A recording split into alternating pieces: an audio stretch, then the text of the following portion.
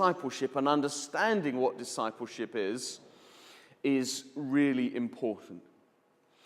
And in terms of discipleship, we would identify 3 key strands as being critical for an understanding of what a disciple is and therefore what discipleship is. Now, historically, I think churches in the West have tended to focus on just one of those things.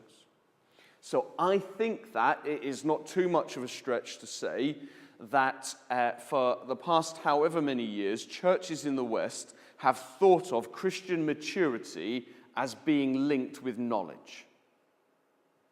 So the more that you know, the more that you increase on the discipleship journey. Okay? And therefore, the task of discipling someone is the task of imparting knowledge. So therefore, when I stand up on a Sunday morning, as I used to, in front of however many hundred people, and I say, this is what I think the passage is meaning and what God is saying, I am giving that knowledge to all of those people. This was just discipleship that took place.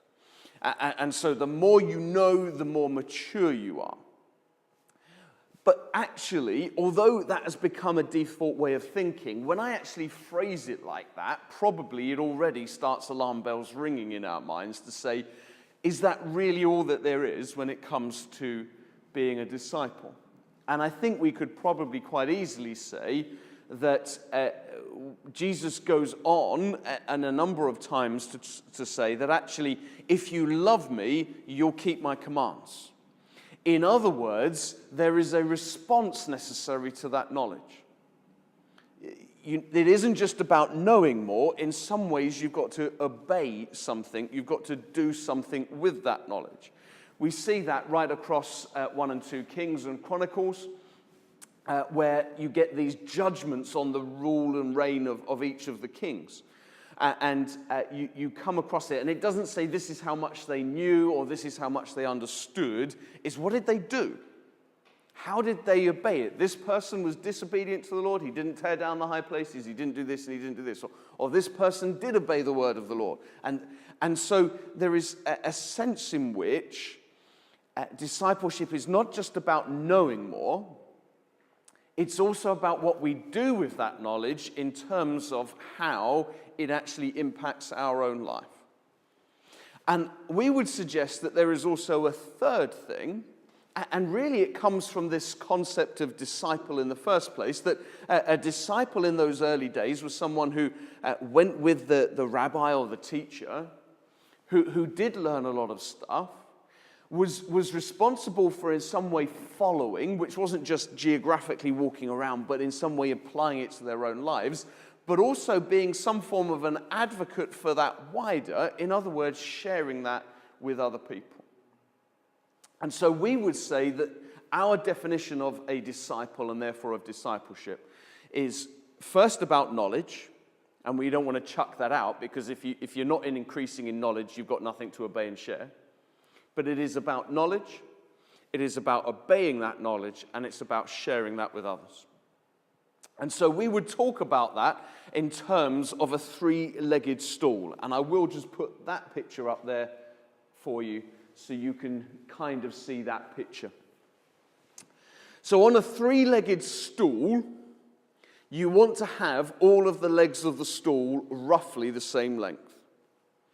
If you've got a stool, and you can see on the pictures there on the right-hand side, if you've got a stool that has one or more of the legs drastically shorter than the others, it's probably firewood. It's not a stool. Because you try sitting on that and it's not going to work. And actually, discipleship is a lot like that. If our knowledge far outstrips our obedience and our sharing, then that's a problem.